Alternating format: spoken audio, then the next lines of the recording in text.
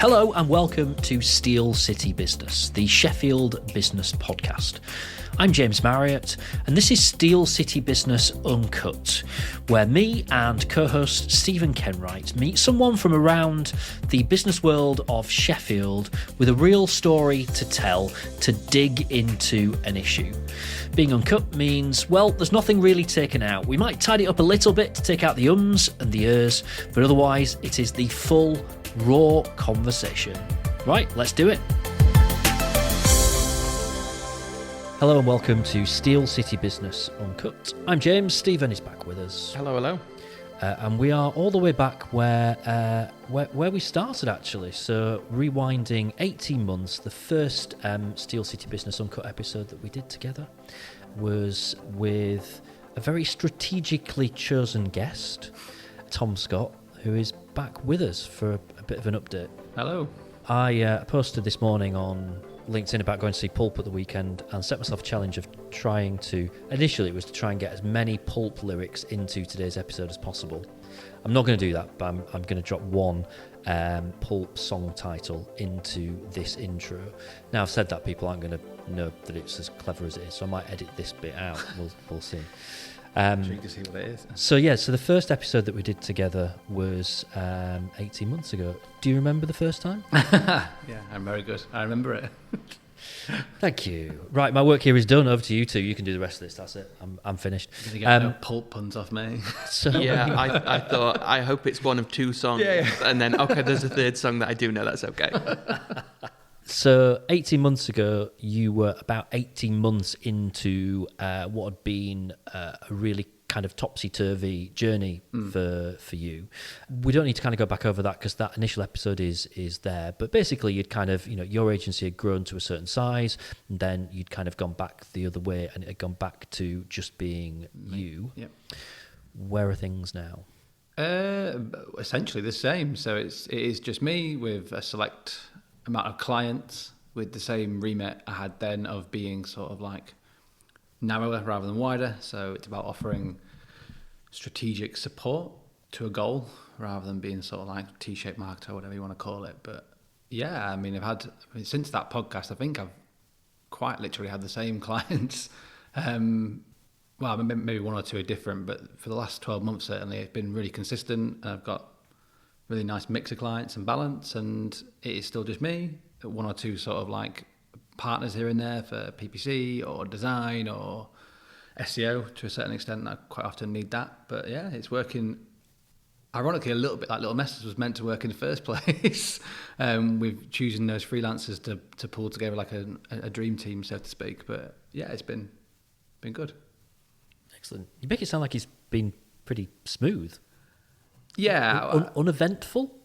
You know what? It probably has been, to be fair. I think when we last spoke, I'd put in quite a lot of the leg work to do the unpleasant stuff. And I think I did have a reasonably good plan of what I wanted to do.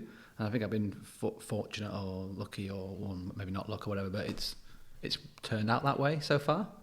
It's not 100% exactly not every bit of work is exactly what I'd like it to be, but yeah, I'd say 60%, 70%, which I think is a pretty good ratio.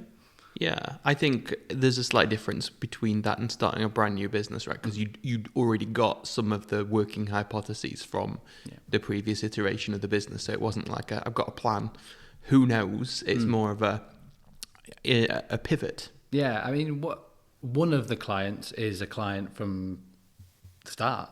Right. So, but luckily, again, timing wise, I was already sort of changing what I was doing with them anyway. Yeah. And then everyone else, I believe, is everyone else is brand new to this side of working. But yeah, the transition was relatively smooth. That's good. Well, I suppose I say that it's been over 3 years, I guess. So it's a long transition, but yeah, hopefully well planned, and yeah, so far so good. I think last time it kind of sounded like you not really had. If we talk about kind of different stages or different like iterations, you not really had one that had lasted more than a few months, and you kind of had to change things.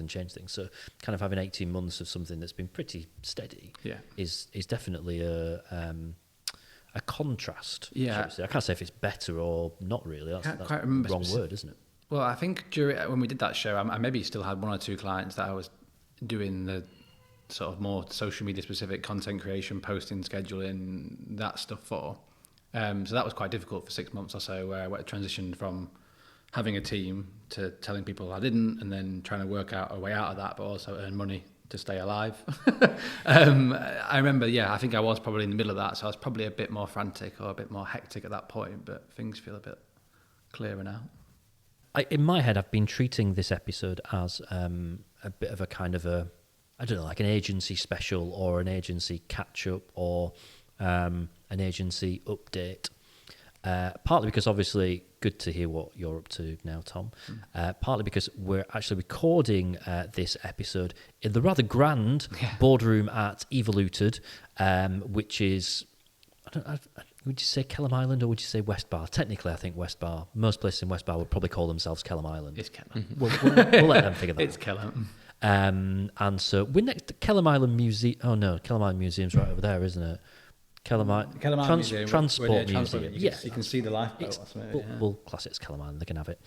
But then also because Stephen, obviously things have changed quite a bit for you as well over the last few months. We've kind of slightly touched on it, but not really gone into any sort of depth. And to be fair, most of the guests that we've had on, it would feel wrong to kind of hijack what is essentially their episode to talk about what's going on with you. But it feels much more appropriate in this kind of setting. So also sort of ticking that box a little bit. Because your journey over the last 18 months has been equally interesting and a little bit kind of all over the place. So 18 months ago when we sat down to do the first episode with Tom, you were gardening leave, is that the right phrase?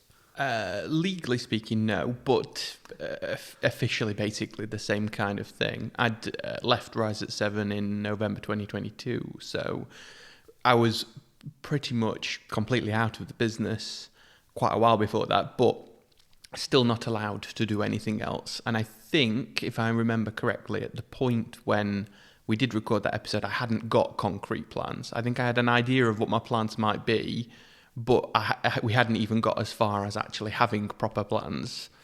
No, I think you were still kind of like, there were sort of meetings on the horizon and then stuff started to happen off the back of that. So we upped sticks, didn't we? We went and recorded a few episodes at your then new workplace down at Ride Shotgun, and then I mean lots has happened.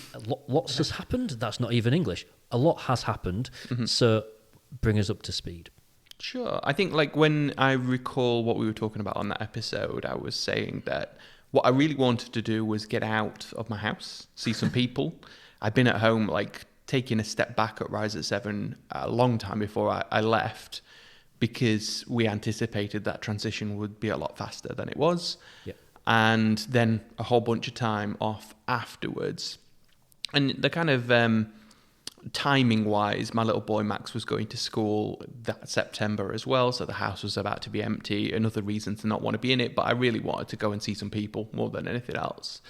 So planning wise, I was thinking I definitely wanted to be in an agency, love agencies, and can't see myself working in not agencies, but never say never. And I wanted to be somewhere I could actually go to, and I did a bunch of interviews in different places, and getting to the centre of Leeds, the centre of Manchester, so even the centre of Nottingham was a little bit tricky from where I am in the middle of nowhere, and Sheffield's the closest. So in terms of what I wanted an agency. I wanted an agency of some size, because the kind of work that I do tends to be working with a lot of people and less hands-on in the last few years, certainly. So Ride Shotgun was quite a natural choice from that regard. Like, there's not a lot of massive agencies in Sheffield, and now there are even fewer than when we recorded it. So, it's been a bit of a year for agencies in the city, I think, and it's not quite the exciting place I think that it has been at the moment from an agency point of view. But I did nearly a year at Ride Shotgun, and it was really interesting, and I learned a lot, and the work was great, and the people, lots of really good ones, some of the best people I've worked with, particularly in the client services department. Their client services team is fantastic. Right.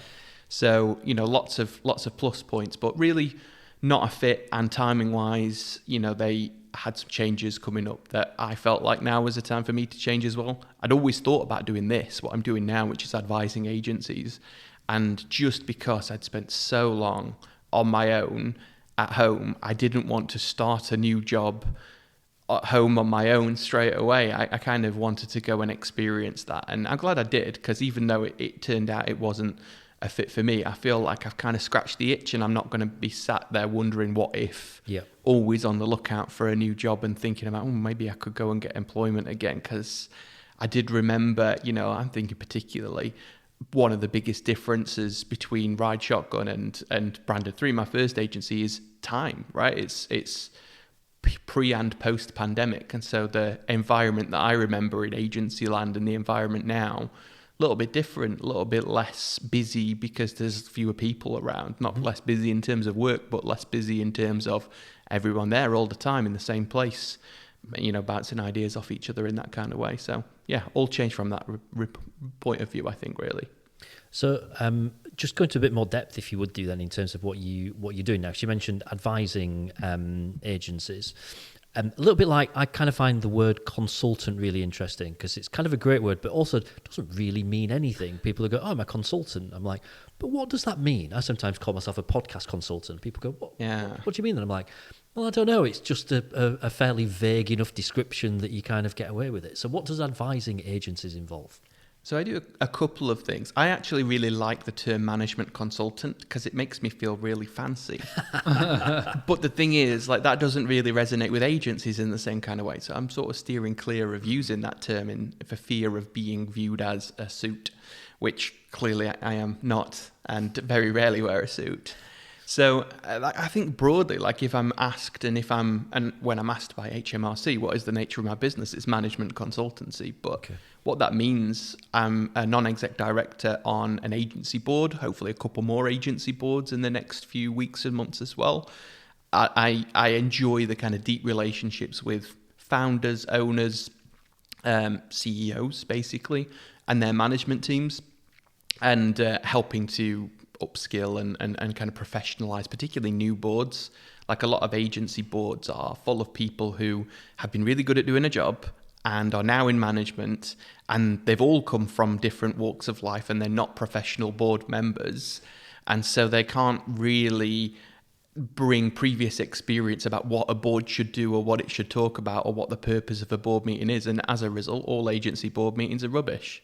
So my job in those meetings particularly is to go in and make sure that they are exponentially more useful than just people talking over a table would be normally. So there's that bit of the business, and then the other bit that I do quite a lot is consultancy around particular problems. So usually independent agencies usually get into that stage where they've got a real proof of concept, things are working in most ways but not working in a couple of them. So typically about 15, 20 people in an agency at that point. The problem is usually growth related. It's really hard work. We're not converting as much as we would like to. We're not getting the margins on the wins that we get.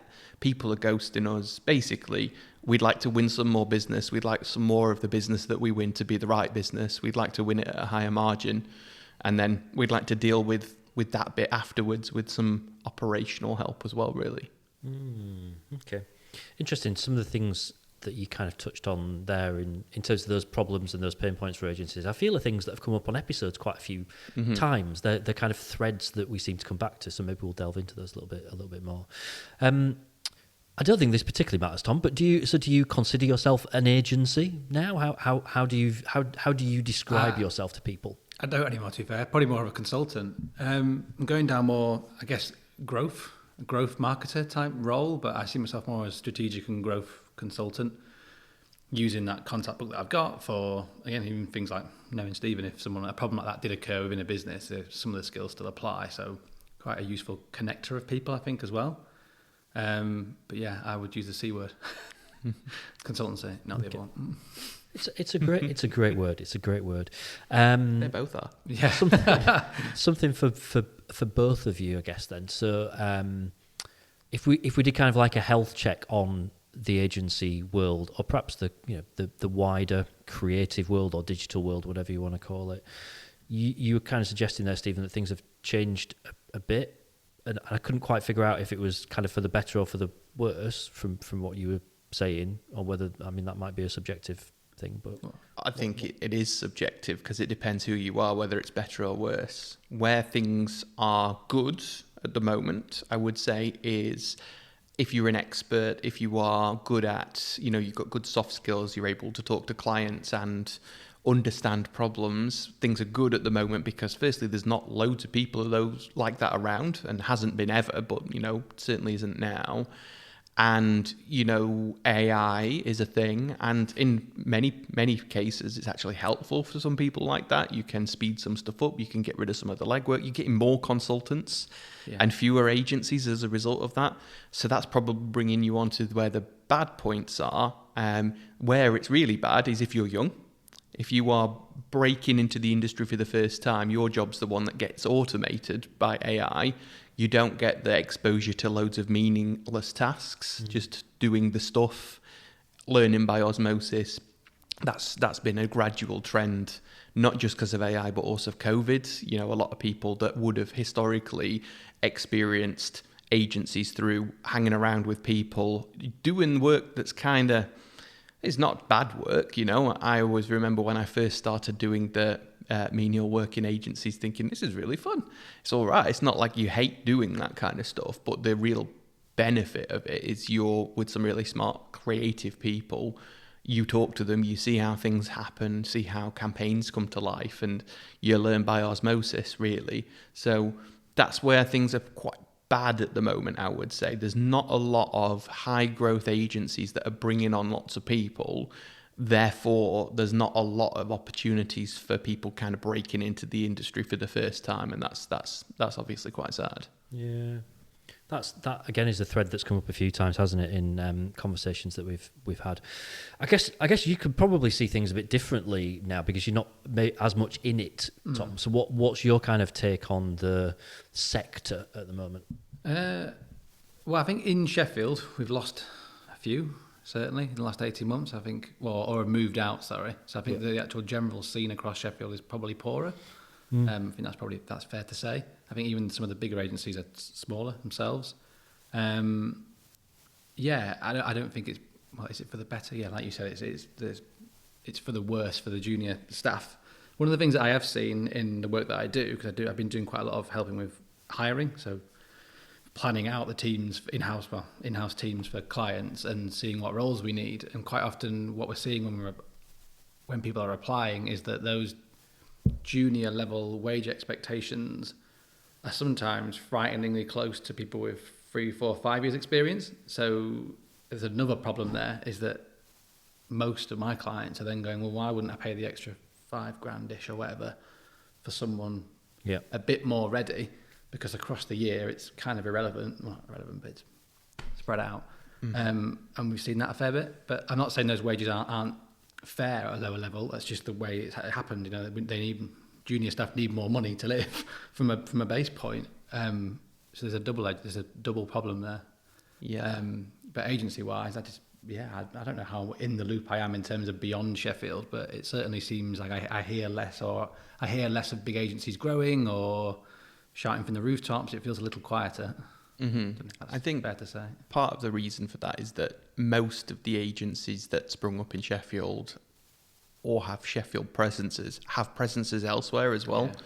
So naturally, because maybe you're in Manchester, maybe you're in Leeds or whatever, you have these other places that sometimes just have more people around and more opportunities, and that just tends to be where people have hired. Do you think, and not?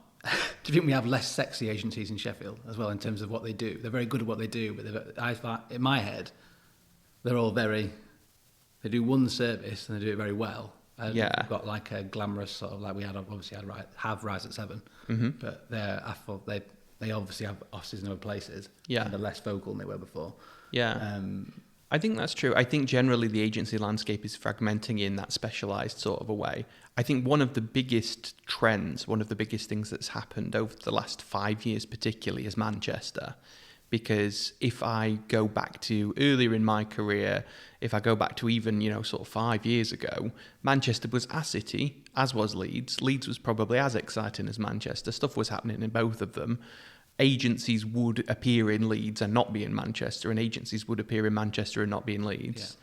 Yeah. And what has happened over the last 5 years, and particularly over the last year, maybe two, is Manchester is just North London now. Okay. And every single event happens in Manchester. You could go any night of the week and hang on to a marketing meetup of some description, which even in Leeds you can't do that. You might have one a month. Because Leeds felt like that was going to be them, certainly when I was working there. It did. It did. And it was, actually. We had Search Leeds, the conference that we ran up until about 5 years ago, 3,000 people at the First Direct Arena. And the reason was, like when I was growing up in agency land, there were 10 agencies in Leeds with more than 100 staff. And now I think, not including networks, because you can't really tell how many people in a network are in a particular office, there's maybe 2. Wow. And they all have Manchester offices, so they're not all in Leeds anyway, So it's quite a different scale, that city, to where it was. And Manchester just seems to be like, we've got some wonderful agencies that, all the founders live in Sheffield and decided to open in Manchester instead because they felt that was a big opportunity. And that's equally, a little bit sad for the city. Yeah. Not for them. No. Great. Yeah. You've said a couple of times on episodes that you think Sheffield's a really good place to be starting an agency. And I feel 18 months ago you probably said that kind of right at the beginning, and I've said it a few times. Why are more not doing it then?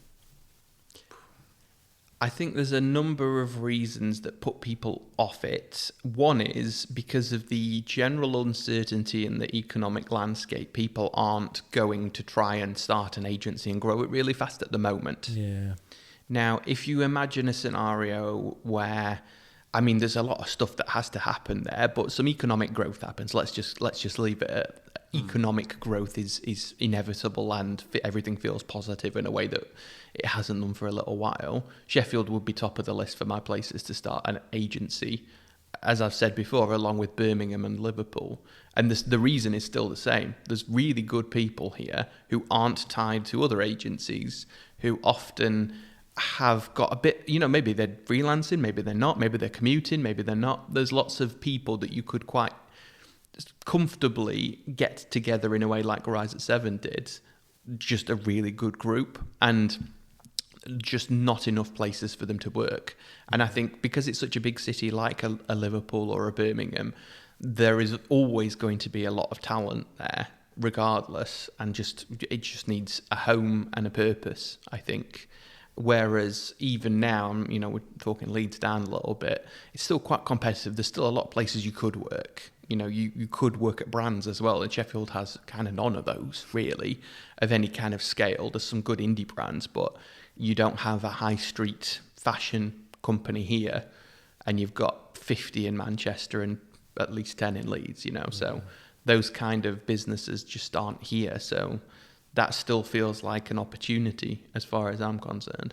Yeah, Sheffield has a lot of sleeper brands, I've discovered. So, one of mine, the footwear brand, Gorrel, just up the road, you wouldn't really have heard of them. And there's a mixture of things. One is that they've previously only really produced shoes for other people, and now they've got their own brand that's growing. But they've been around for 100 years, I think, or 80 odd years in total.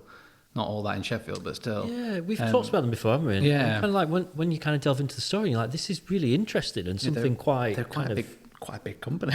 like very Sheffield, because it fits so nicely in terms of like craft expertise, all that stuff. But it's not just them. Like even just from talking to some brands that have approached me I haven't worked with, and I've gone in to meet them or like looked into them, I'm like, okay, this is a multi-million-pound like print shop in Kelham Island that just sort of exists doing stuff. Yeah. But we don't have a Boohoo, or I'm just trying to think of examples off my head, but like we don't really have a household name, do we, as such in Sheffield? No, that I can think of. No, that you'd be like, that juniors would be like, oh, I really want to go and like cut my teeth at that particular brand. I can't think of one. Yeah, again, not ideal. Yeah, and the landscape's changed. Like you would have probably said, Go Outdoors might be one of them, but now that's JD Manchester. So it's all That's how retail works, right? Even brands like Raab, the coats and the bags and things. Yeah. They have Sheffield on the t-shirts. I know they're Yeah. slightly out, but they don't. No one really talks about them. But they're quite a big company. Yeah, they're one big brand campaign away from the North Face. I think there's a lot of potential in those kind of businesses for sure. You were saying something earlier about the talent in Sheffield as well. And again, from doing quite a few hiring processes in the last 12 months, it is really interesting the amount of people that live in Sheffield that apply for certain jobs, either freelance or other places, has been quite eye-opening. Actually, it's been really difficult to hire in a good way. To choose between people at times, and we were thinking the assumption for a few of them was for some of the roles that we'd have to go to Leeds, convince a Leeds or Manchester person to do a hybrid drive in, work 2 or 3 days, and 2 days off type thing. But in actual fact, that hasn't really been the case, other than one person who was just bang right for the role and does commute, but everyone else I think has been available and in the city. We talk about Sheffield a lot on this podcast, as you'd expect us to, and I'm kind of quite fierce about I'll not just sit and slag things off. Mm-hmm. And I do think there's some great stuff that's happening, and you could put an argument forward that says, Sheffield's thing is not having those big brands. It is kind of gearing itself more towards a place that is kind of smaller, independent. It's going for something a little bit different. And you could argue, well, that's a good thing in terms of the fact that it contrasts what's happening in Leeds and Manchester. There's a positive slant to put on that. I'm not going to say it's definitely that's a planned thing and that's what happens, because I'm sure if there was a big brand that turned around tomorrow to the powers that be and said we would like to move to Sheffield, they're not going to go, oh, actually, no, we're probably not, because roll out the red carpet. Of course, absolutely, of course they would. But it's maybe where the opportunity is now for what's happening in the city centre. And either of you might kind of have something to say about that, or you might not. But the reason that I kind of asked about that thing that you said, Stephen, about Sheffield being the place that you would open an agency is just whether or not, I don't know. I guess what I worry is Sheffield always going to be the place that has potential, but it never quite it never goes from potential into reality? Because in some way or another, people have been saying for 20 years about the potential of Sheffield, the next big thing. I remember articles in The Guardian 15 years ago saying Sheffield's going to be the place to, housing boom around the corner. Probably HS2 and the subsequent demise of HS2's probably influenced that to some extent. But you just kind of sit and think, is there a point where that stops being potential and actually becomes a boom? And I get, the economy has not been in a great place and doesn't feel like we are just around the corner from some fantastic economic boom, which I'm sure would speed these things up. But something just kind of nags at me saying we could sit down another 18 months and maybe have pretty much the same conversation. 18 months is quite a short time frame in the scheme of these things. I think. Yeah, but we're all in a rush, aren't we? We all want we want it all, and we want Progress it now. Speed. Yeah. But I mean, if you think about some of the things, the trends that have happened that are quite interesting in Sheffield's favour, right? I speaking to Mark Mobbs a few years ago now, and he's the brand marketing manager for Sheffield. He was telling me that statistically speaking, more people have moved to Sheffield out of London than any other place. Right. When people no longer had to be in London because of the pandemic. So, if they're going to up sticks, Sheffield feels like a good place for that mix of urban and countryside sort of lifestyle, better living quality than London, right? I think we could probably all agree that that's the case. Better drinking water and all the other stuff that we usually talk about. But what that means is more good people in Sheffield that are there. And there is potential opportunity around the corner. If you look at Manchester and why that's boomed, it hasn't happened by accident. It's the likes of Andy Burnham and the concerted effort that they've got. I think, the plans that I've seen recently for Sheffield are much more positive and directional. These things don't happen overnight. We'd love it if they did. But, I think that there's a positive direction there. I remember not long ago we were talking about devolution and the Yorkshire being much more sort of authoritative in the space and Sheffield being the capital of it, basically. So there's all sorts of things that if they come off would make an enormous difference in a very short time frame. But I think overall it's got to be leadership and a plan and executing the plan fairly consistently. Like most things, like growing a business, like gym gains, whatever, it's just grind it out day after day. It's never you get a bit of luck. We'd love another Arctic Monkeys, I'm sure. That would make you a build difference. momentum, don't you, with these things? Yeah. But Leeds had Tom Riordan. Yeah. I don't know what his name was, but I always thought when I lived in Leeds and worked at agencies that he was a brilliant figurehead for the digital scene in Leeds, and I'm always being envious of the fact that Leeds had him pulling the strings in the background, telling the city that this was what needs to happen or needs to be built on. And Sheffield at the time seemingly had absolutely zero ambition in that space. I don't remember a single thing being said. And there was a time where I worked in Leeds but lived in Sheffield, so it was across both. Yeah. I think it does feel a bit different now. It does feel like the city has a bit more of a coherent plan.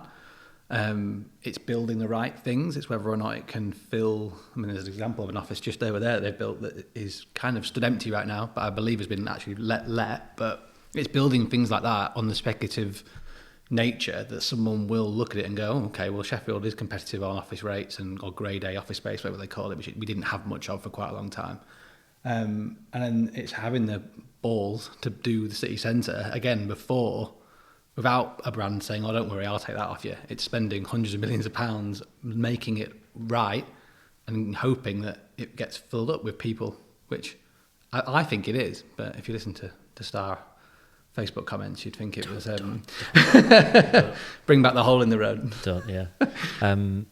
Somewhere in there, I thought you touched on a really interesting point, which is about Leeds with Tom Riordan. Yeah, that's behind.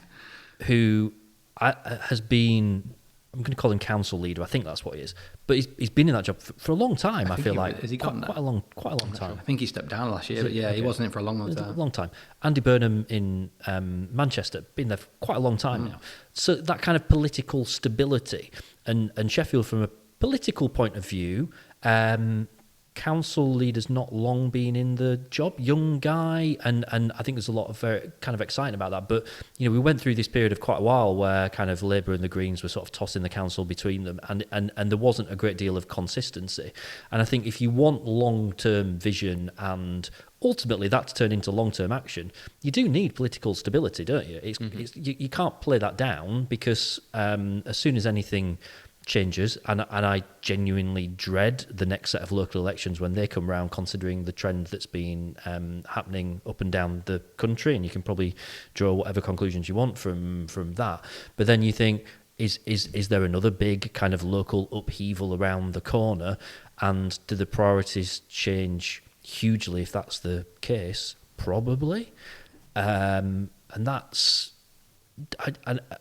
I don't know. I don't know what to make of that, and whether or not is there any point worrying about like what might be around the corner? No, I think this is the first time I could name the three people in the most powerful positions in the council. So Kate Josephs, Tom Hunt, and Dan. I can't name him, but yeah, who's the mayor? Oliver Coppard. That's it, Oliver Coppard. It was Dan Jarvis, wasn't it? It was Dan Jarvis. Yeah, so yeah, I know the last one as well. But before that, I couldn't tell you who was the CEO of Sheffield Council. Yeah, I have a clue who it was. Yeah. I couldn't tell you who the leader of the council was before. Yeah. So I think that's a good thing. She's been around for quite a while, hasn't she? And I think we've probably named a few people that we probably should now be knocking on the door saying, yeah, come on the podcast. Yeah. I think Kate and her vision would be really interesting to hear. It'd be fascinating. Tom Hunt, I have invited Tom Hunt on the podcast, not had a response to that yet. And you mentioned Mark Mobbs as well, who I think we've talked about actually about approaching as a potential guest. Because all this stuff links, this podcast does have a little bit of an agency skew or kind of like a creative or digital skew, which is just natural. But, for all businesses, a thriving Sheffield city centre can only be good for everywhere else ultimately, because it is about make people from outside the area want to come here, and that means that some people that go, well, I don't go in the city centre anymore because it's full of outsiders, well, they're going to go somewhere else in Sheffield to do the shopping. So ultimately the knock-on effect is good for everything in Sheffield. I've gone off on a right little kind of ramble. No, you're right there. Mm-hmm. First impressions count of a lot of things, and I don't think Sheffield had a great one for a while, especially outside the train station or driving in from certain points. I think it's really, really tidied itself up in that respect. Yeah. I think I remember a visioning exercise we did at Rise at 7, because we started out with just two of us and we had an idea of what we wanted to be and what the values would be and that kind of thing. And we stole our values from Jordan Belfort, the Wolf of Wall Street, literally just lifted them. And that actually worked really well, believe it or not, because it was just a common language that has some literature behind it that just made it really easy to sort of say, that's what that means. That's the kind of thing that we want. You know, trade-offs and all that kind of thing are part of it. But about probably 18 months in, we brought in a consultant, that C word again, to help us qualify, quantify, and sort of document our culture a little bit more. Instead of it being in our head, etc., it became something that we could point to. And one of the things that we were asked to do by said consultant is, if Rise at 7 was a person, who would it be? And so we put, you know, this is when Google Jamboard was still around. I think you use Miro or something nowadays, but everyone had to Google some images of some people that would be representative of what the business should be. And, you know, we had some Kanye Wests before the anti-Semitism and that kind of thing. I put a picture of Majid because for me, what I wanted that business to be and what I think Sheffield has the opportunity to be is the guy who looks like he shouldn't belong in the House of Parliament, sat there with his massive chain on, looking just cool as a cucumber and feeling like he belongs there. And that's what I always loved about Majid. Like, he's got the right sort of attitude of his heart's in the right place. He's doing what he wants to do because he believes in it. But he isn't going to change who he is. And I think that's a good thing about Sheffield as well, right? I think what it does have going for it are all really positive things. And if trying to be Manchester meant it just started acting like Manchester, not that that's a bad thing in and of itself, I think that would be a little bit of a sad thing as well, really. I wonder what my kid's up to these days. Yeah. I was just thinking, not heard of him for quite a while now. She can come on the podcast. There's another one. Get him on racking the up the guests there. Yeah. That's it. Rest of the year sorted then. That's the planning session done.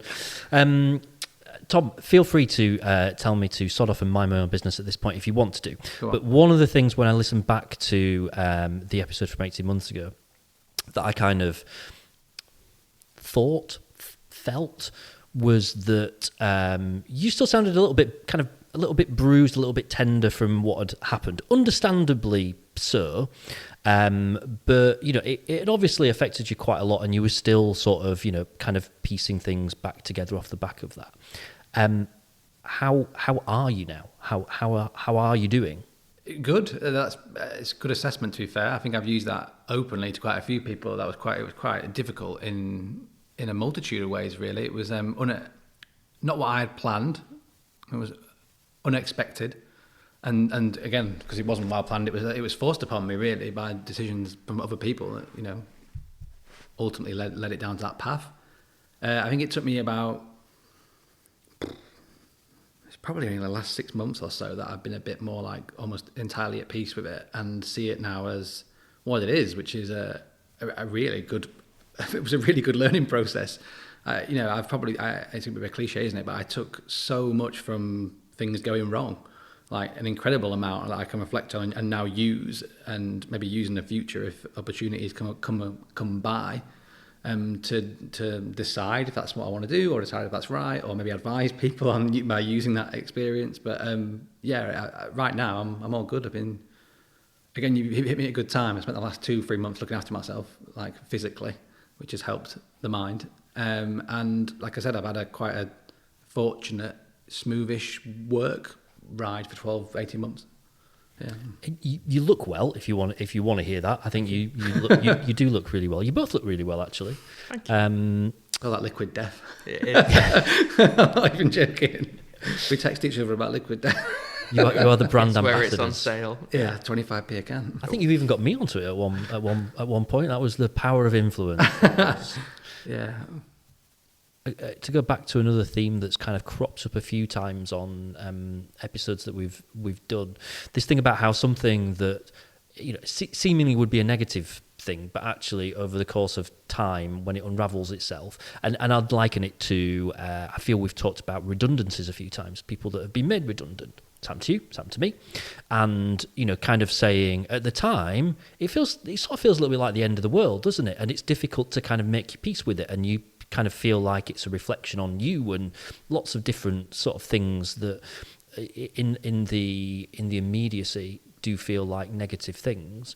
But over time, when you actually start piecing a few things back together, you can kind of turn those things into real positives, and they ultimately allow you to kind of come out of a difficult period, in a much better place, and a much stronger place, and a bit more confident, I think, about who you are as well. Yeah, I think that obviously I was the one doing the redundancies, but it was forced on you, wasn't it? I think it was all out of was your... awful, and I hated it. But I think if you now asked all of them, I think they'd say they're in a much better place, and in maybe a more of a correct place in terms of what they're doing and where they are. And I think that's been a positive for me as well, being able to look at them, and I still speak to a few of them that they're all doing quite well.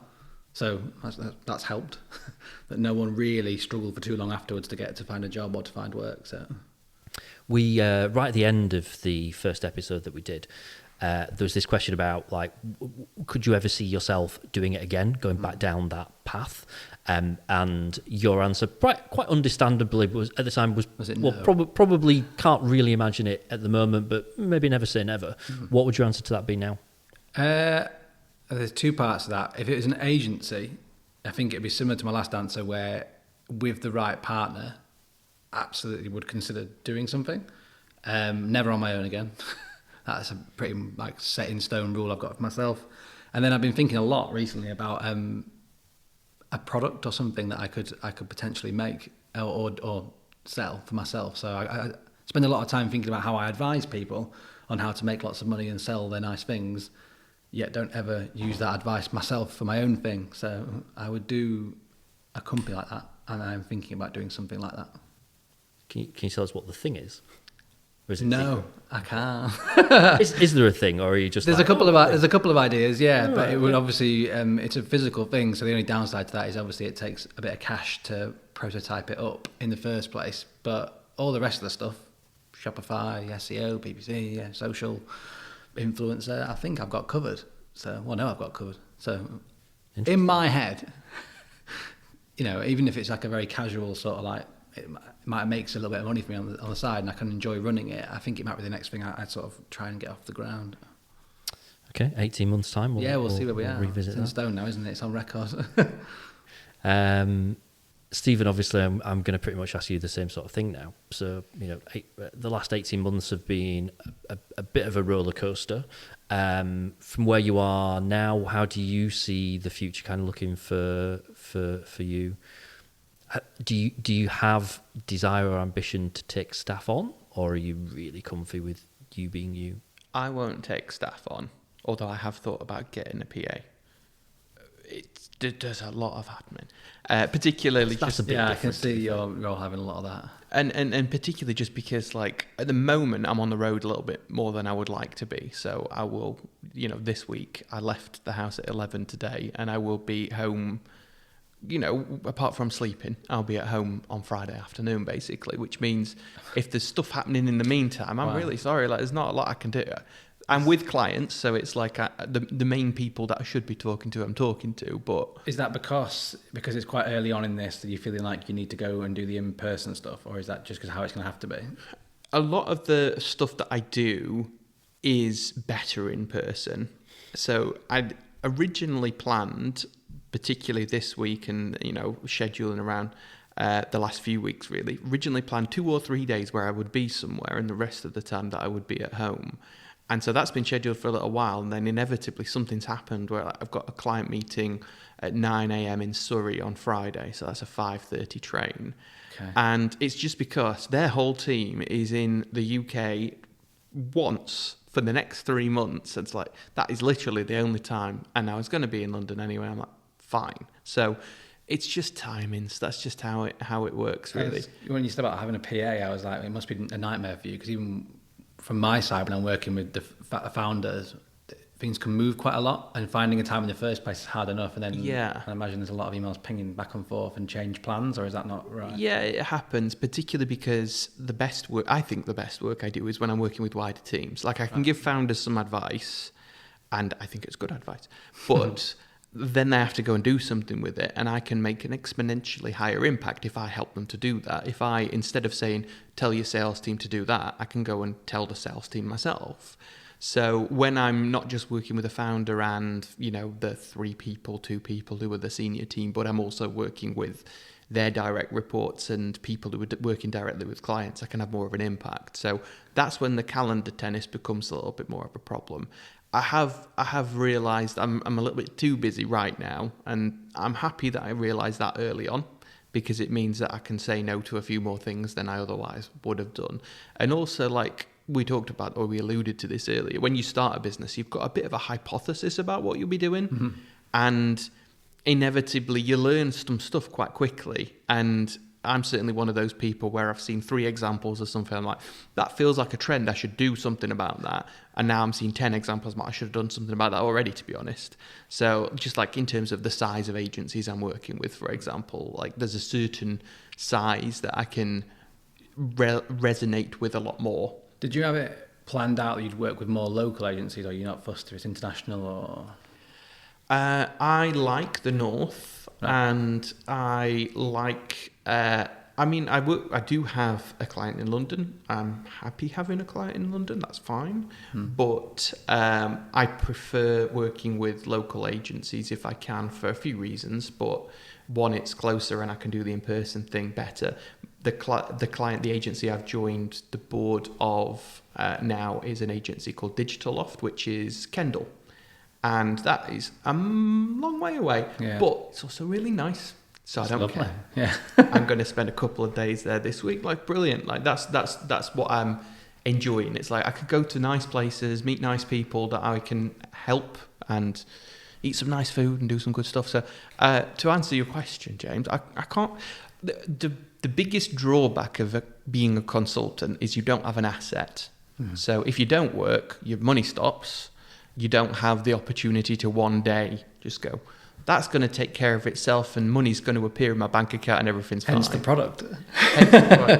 Now, I feel like I'm cool with that, but it's always in the back of my mind. I don't think I'll take on people, and I can't see a new agency on the horizon. It's because I don't have actual skills anymore. Like I don't have a thing that I sell apart from myself, really. Had you thought about Rise at 7 before, or did that just come out of like... Were you like sat in a job thinking about, I'm going to do this, or did that come about via a conversation that was like, okay, yeah, that's a good idea, we'll go do it? So Rise at 7's business model is the classic agency business model, and just how it works, or it did work in practice, was just normal. Like it's how most agencies work. It was a product of a few coincidences, and I was helping Carrie when she was applying for The Apprentice to come up with a business plan, because you have to have one ready to go when you are going on the show. So I was helping her with that, and then I was at Pendragon at the time, and that wasn't going to work out, and I needed a job, and my wife was 4 months pregnant, and we just bought a house and stuff. And so rather than, it's that thing as well, not a lot of brands in Sheffield. There's generally not a lot of brands within a 50-mile radius of my house. So I would have to go back agency side, and I thought I might as well start my own, because we had a bit of cash. The worst case scenario for us when we were starting was that we'd be our founding client's marketing department and the bills were paid. So just roll the dice and be fine. So it was coincidental, but I think because it was the people who made that business were the people that we are, it was really straightforward to put a plan together, and it was really straightforward to say, this is how it's going to work, this is what it's going to do, this is what it's not going to do. And so it was a good plan, even if it was fast. Yeah.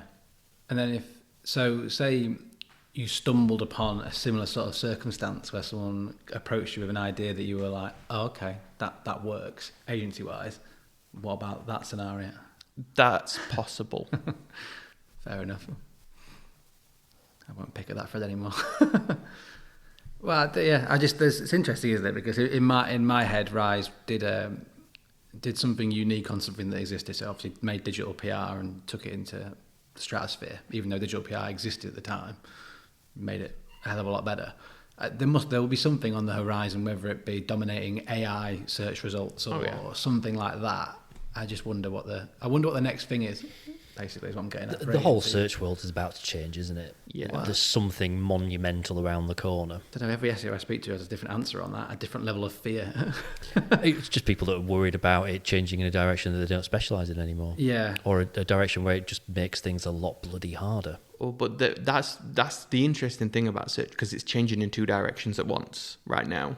And so where in 2013 digital PR and what became digital PR became a thing is because the specific area of link building for SEO just died because of Google and, actually policing what it was supposed to be doing all along. So fair enough. That was quite straightforward. That's how things are going to go. What's happening at the moment, if you think about the diversification of how people search, it's going in two ways at once. One is LLMs and AI, which the technical people are like, I get this, feels very familiar, know how this works, we can do that. And the other area is social media, where the technical people go, I don't belong here, I don't like this at all. But the digital PR people are like, oh yeah, we can do more stuff on TikTok, we can do more stuff on Pinterest, this sounds great. So you've got this real fragmentation of search at the minute, which is kind of nice in a way, because it means like everyone has some strengths that they can play to. Where it's scary is people always tend to think in it's all one or it's all the other, and it just isn't. Mm-hmm. It's a bit of this and a bit of that. So it's going to be a little while before I think it becomes a monolithic agency or department or whatever that looks after all of it in the way that it has done for the last sort of arguably 15 years. I think my point was kind of around, and I feel that there are some people sticking their fingers in their ears and just trying to pretend this is not happening, in terms of the fact that I can quite easily now find an answer to something on Google without having to click any links. And those people who are responsible for those pages that are giving that answer have no idea that they've given me that answer. And I think there's fewer and fewer people who are looking at what, when you get your little Google AI box that pops up and you've got those little icons that will take you and show you what the source of that is. I don't think there's many people that are actually bothering to look at that. And I'm trying to do that, and I'm trying to follow some links. It feels like the right thing to do, but I'm kind of slightly in that world, and I've got friends that I'm like, I would like them to still have a job in years to come. I feel that's a bit of a mess. It is. I agree. You do still have brands and agencies whose strategy is find all the things people are searching for and give them answers to those things. That's still a strategy.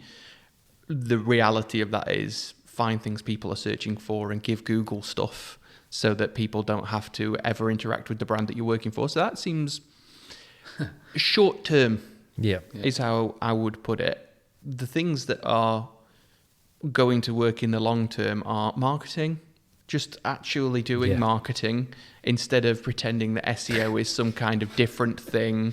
Like it's radical idea. It's just marketing. And so if the reality of what you do is we're trying to build a brand here, so we're just going to make sure that we are optimizing our campaigns that we're already doing and spending probably quite a lot of money on to make sure that they drive a result on a search engine as well. LLMs and all that kind of thing benefit from it in the same kind of way. Like, it feels positive in the way that actually the internet will probably get a little bit better.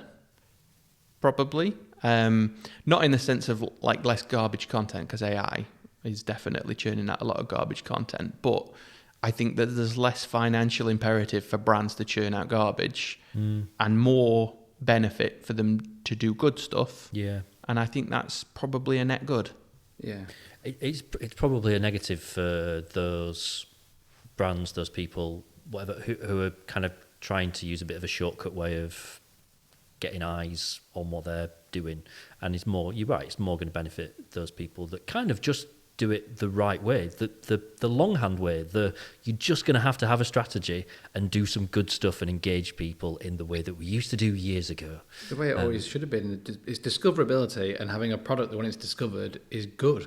So people want to talk about it and tell their friends and carry on. If you're doing your side and the customer's working on the other side for you, it works. But there's there is a change of habits in here, isn't there? And I always think when you've got something that's talking about changing habits, it does feel a bit scary. And it is like just fascinating because, you know, we I've said a few times about, in 18 months we'll sit down and we'll talk about your product idea, or we'll talk about, like, you know, whether you took on a PA, and you'll probably have 20 people working for you by that point, and you're like, didn't see that coming. But in 18 months, like, how people are searching for things and what that looks like will probably be different, and that's like amazing, but a little bit scary.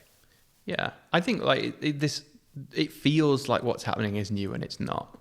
I am of the right age to remember in industry social media kind of taking off. Yep. Like, it was around before I joined agencies, but I was in agencies when LinkedIn started, right? So that's probably about the sort of time Twitter was around and Facebook was around or whatever. And I remember the first sort of 5 years in my agency career, all of the content on all of the marketing publications was about, well, we can't really prove an ROI of social media and brands don't really need to take it that seriously. So that feels like, well, that's absolutely been a behavior change, and social is as big as, if not bigger than, any other marketing discipline, full stop, now. So I'm not that old, and I can remember that change happening quite gradually. It feels like this change is happening really fast, and it's kind of not, actually. It's just a lot of talk. Yeah. It's just exaggerated. So it's the same kind of thing, I think. These behaviour changes do happen, but they don't happen quite as fast as people like to think. Or they've been happening for a while already. Look at it that way. I feel like we're getting into quite a juicy chat here, and I'm going to have to cut everyone off in their prime because we are out of time. Joking aside, let's sit down again in 18 months. Let's see where we're at. Yeah. Thank you for joining us, Tom. Pleasure. Thank you, Stephen. Thank you for sharing your last 18 months with us. Thank you. And we'll catch up again soon. Thanks very much for listening to this episode of Steel City Business. It's been really lovely to have you with us. Now, you know how this works. If you've enjoyed it and you want in on future episodes, then just follow us on your podcast app or on YouTube. The show is very active on LinkedIn. Just search for Steel City Business and come and connect with me as well while you're at it. There's loads more about the show at steelcity.business. And you can get in touch by emailing james@steelcity.business. And hey, if you're in business in Sheffield, then, well, why not put yourself forward as a guest for a future episode? And of course, we're always open for a good chat about how audio marketing could work for your brand. Until next time, thanks for listening.